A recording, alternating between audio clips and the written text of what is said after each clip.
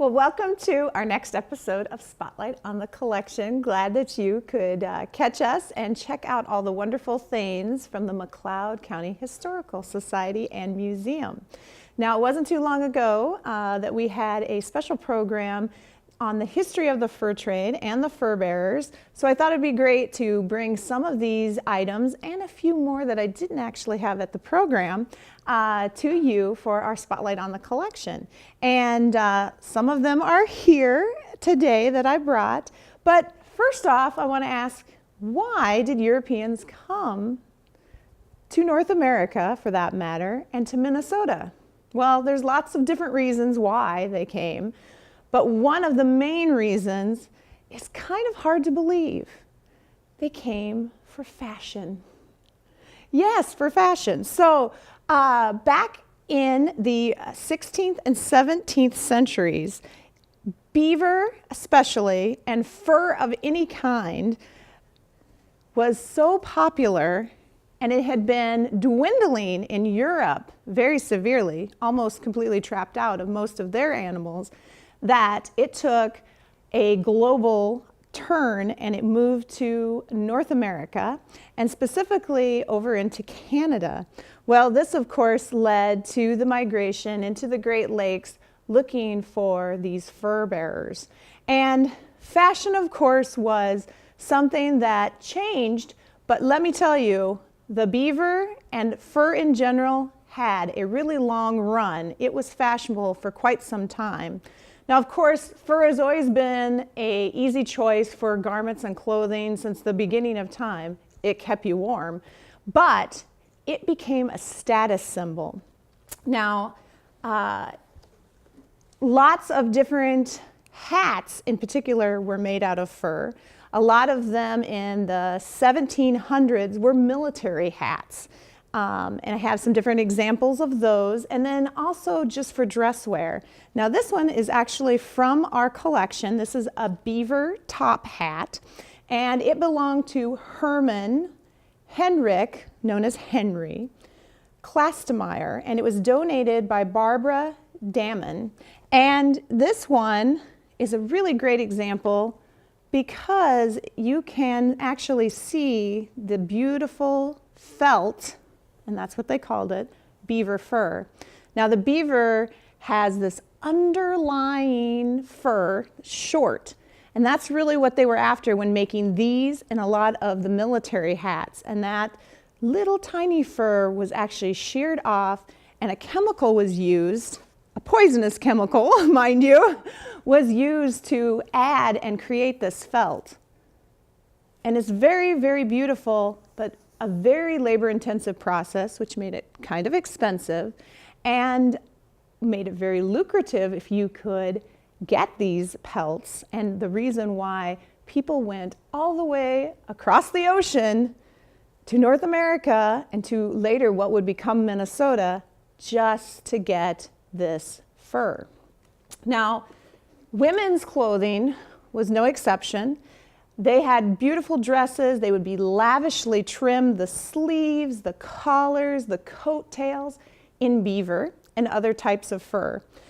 We don't have a lot of examples of those, but one really nice example we have from the early 1800s is this beautiful bonnet, and it's trimmed in beaver fur.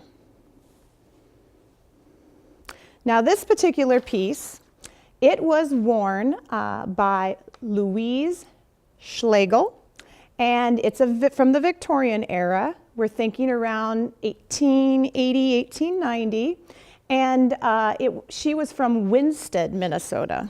So this is the reason why they came, and I mean when I say they, Europeans.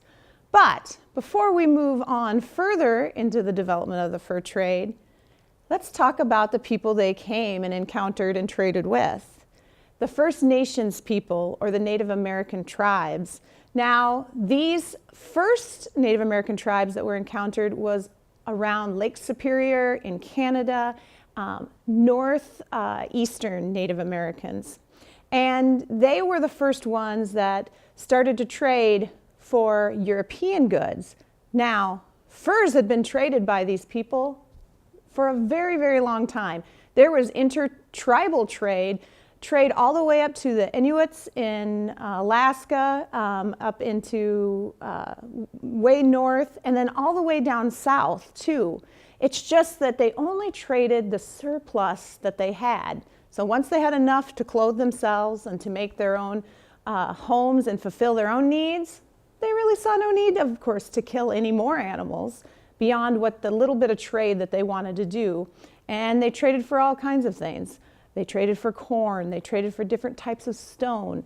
And in archaeological sites, we see that there was a tremendous amount of far-reaching trade that existed before white settlement and before European traders came. But when this huge demand hit, and these trade goods that came, the European trade goods, that was a game changer. And they brought things that the Native American peoples really found useful.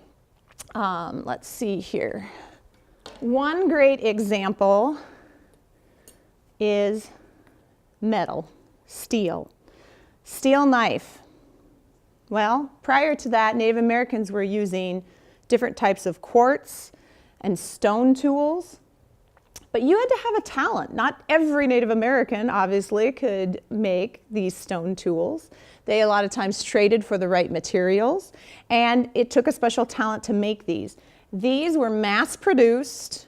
They could be traded for a pelt or two to the European traders and be something that would last them probably their entire lifetime, maybe even pass down to their children. Other great things, this little spearhead, another metal piece, very durable, lasted longer than stone, and this actually aided them in getting more beaver because many of the Native Americans did not trap with metal traps like we think of the mountain man trapping with his traps. Well, the Native Americans a lot of times speared, especially early on in the 16th century. They were so plentiful you could literally walk out into the rivers, creeks, and streams and just spear them. And so they loved pieces like this. Another great one, which we all take for granted, scissors. I'm sure many Native American women said to their Native American husbands, trade and get me some scissors. But very useful piece to have. And it was almost like a status symbol. They would hang them, show them off that they had them. Fabrics, beautiful European fabrics and all different kinds of patterns and colors. Now, natives were using fur for their clothing, and they would decorate their clothing, but this would add a large, bright amount of color to any outfit for ceremonial purposes, and it was instantaneous. You didn't have to kill it, you didn't have to scrape it before you could use it and then decorate it. It already came, already decorated. It was ready to be made into clothing. Tobacco. Tobacco became a huge trade item, not only with the Native Americans, but also too with the actual voyageurs, which we'll talk about in a little bit, who wanted it and needed it as well to help with their addiction that they had to tobacco out on the fur trade lines. But tobacco became something that the Native Americans smoked, and they had pipes, but this was a Brazilian tobacco that they did not have access to. Beads, glass beads in particular. Now, up to in the 14th, 15th century, most Native Americans were still using porcupine quills, shells, and different naturally based things that they could find for decoration on their clothing and moccasins and just different things that they would use to ornament themselves. And glass beads became very, very popular. Again, it was a convenience thing. Like all of these items, it made their lives easier. I don't know if you have ever used porcupine quills to decorate with, but first you have to kill the porcupine, extract their quills, dye them using natural dyes, and then weave them into the leather or whatever piece that you're ornamenting. And glass beads, beautiful, ready to buy. That's all you had to do. And this kind of became the king. And this is a Hudson Bay blanket, and it's called a point blanket. And these were wool blankets. They came in lots of vibrant colors. This one is a white one, which was very popular. Red, which was a sacred color for many different tribal groups, was very popular. And everyone wanted this. Again, a buffalo robe or other hides, you would have to kill the animal, you'd have to skin it and prepare it. And this was ready-made. You could buy it, put it on, and it kept you warm. Pots and pans were also hugely popular, and again, made life so much easier. These were things that you could put over the fire and lasted a tremendously long time, something that every Native American probably would have wanted and traded for. Now, in 1733, they have some examples of trade goods. Now, first though, I have to tell you that beaver, because it was the most popular and the most valuable very early on, it actually became its own currency. So there was something called one-made beaver. And one-made beaver literally meant one beaver skinned and put up, ready for market, ready to be sold. And that became the currency of the fur trade, and that lasted for many, many years. So much so that they actually produced coins that had one and a picture of a beaver on it, and its equivalency in silver was that to one made beaver. This shows a stability in the market, so that lasted a very, very long time. You could, in 1733, purchase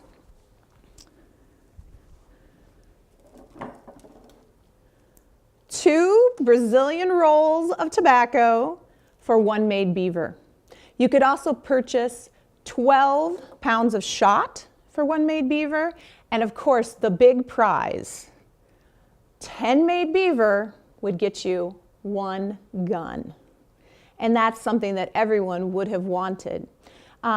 They would have saved up and got that right away, and also tells a story in the history of how lands changed with Native Americans as the earlier Indians, the northern Indians around the Great Lakes who had contact with these traders early on and would have adopted using the gun, they would have had a huge overriding power against some of their southern Indians that maybe that they were in war with or that they fought for territory for.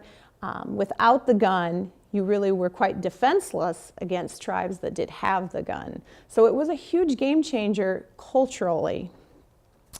Now, back to these fur trading companies and their history.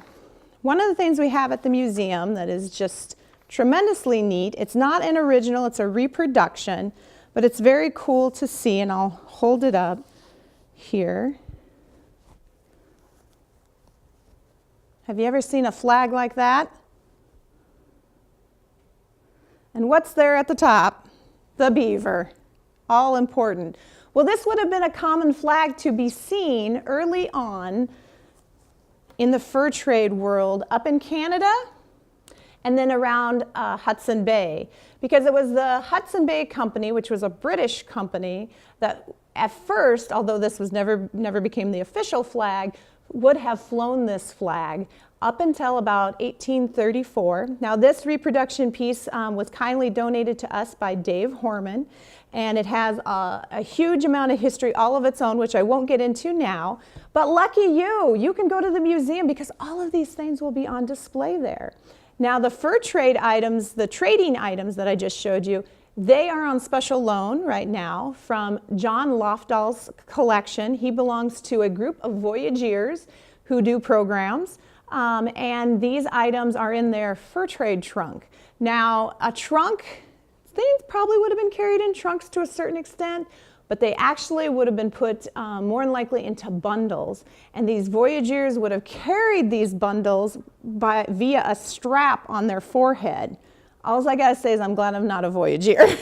I would not have lasted very long. And I don't think they lasted very long either. People's lifespans were significantly shorter then, and probably a voyageur's lifespan and being able to do that job was probably shortened quite a bit because of the heavy loads, the portages that they had to do, and in the canoes. So back to these different fur trade companies, because the fur trade companies all on their own had their own history. The first earliest ones were called the Montreal Group. And the Montreal Group was in the early 1700s, late 1600s. And each season, they basically would come together and have some sort of agreement that they would make, and they would send people out to collect furs from the Native Americans and issue these trade goods and bring back the furs to then ship over to Europe for sale. And eventually, the British got involved because, of course, this was very lucrative. There was money to be made. So the Hudson Bay Company came along, and that, again, like I said, was a British company. Now, their philosophy was a little different than the Montreal Group. They came in and built a giant trade store or post on Hudson Bay, and they had a philosophy called Wait by the Bay. And they thought, we will build it, and they will come to us. And so the Native Americans created these brigades where they would actually save up their furs, and then they would have brigades bring them in, or other Native American groups would actually organize this and became middlemen, and they would bring in the furs to the trade companies. And the Montreal Group noticed this, that they were making a tremendous amount of money, mostly because they were organized through one group, not all these small groups that kind of lived season to season. So they decided we have to be competitive, and they formed what was called the Northwest Fur Trade Company. And the Northwest Fur Trade Company, they took on a new philosophy. It was take it to the people. And they actually hired voyageurs, and voyageur just means traveler in French. And they were typically French men that they hired, although the Northwest Fur Company primarily was a Scottish-based group out of Canada, which most people think, because of the voyageurs, that they were a French-based group, but they were actually Scottish. But the men on the ground, the men who were doing the transactions, were French. And they liked the French doing this because the French, as they said, were a sociable group. They got along with a lot of different types of people. And they could go out there and winter with these Native American cultures and fit right in. And they fit in so much that they actually married into a lot of groups. And there was something in the Native American tribes, these First Nation peoples, a lot of their culture is based on kinship. So relatives. If you're a relative of mine, you have special, how do I want to say it? A special pass or a trust that other outsiders don't have. So the voyageurs, they were smart businessmen, and they picked up on this. They would often take a Native American wife for several reasons.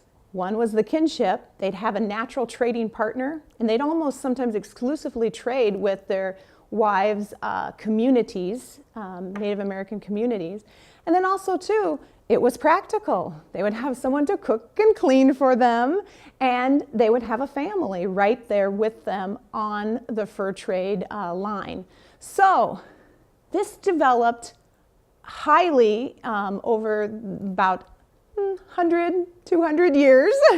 It created a whole new race of people, which they called mixed bloods, or métis. And these people primarily stayed connected not only with the Native American groups that their mothers were from, but also with the French, Scottish, or background of their fathers too. And many of them spoke multiple languages and really became a group in and of themselves that were very powerful and influential during the fur trade history time. So the Northwest Fur Company, smart cookies, they had these voyageurs going out and trading directly with the Native Americans. Well, the Hudson Bay Company couldn't have this. So they decided we have to get competitive.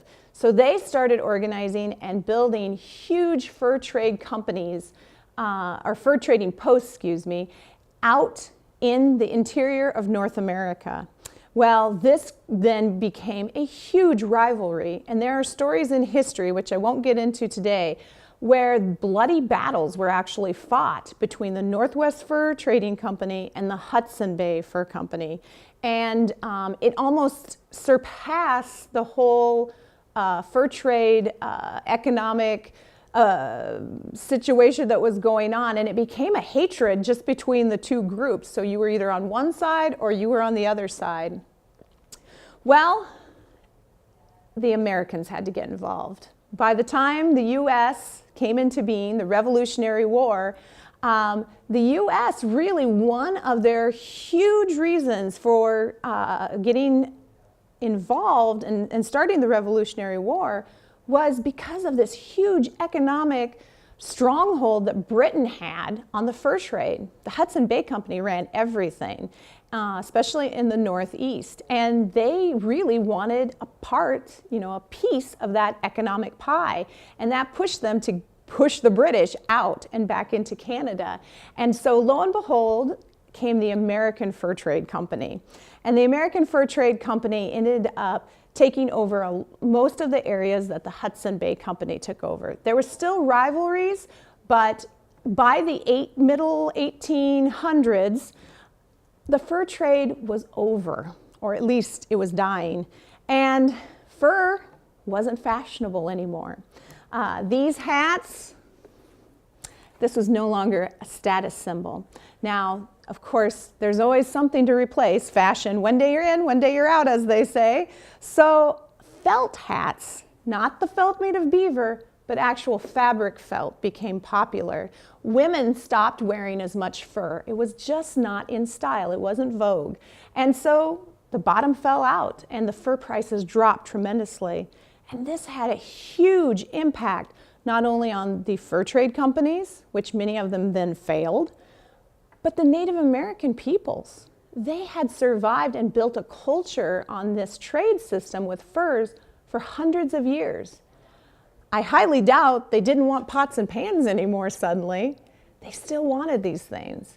And so they looked around, so did these European traders and the US traders. What other resource could we use to sell? Land.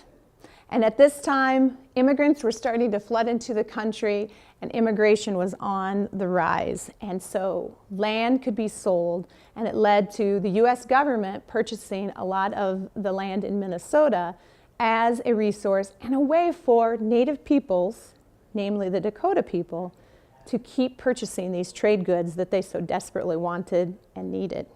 But that's a different story. That's the end of the fur trade story for me here. But I hope you will take an opportunity to come out to the Historical Society, to the museum, and see these and many more great artifacts that we have in our collection.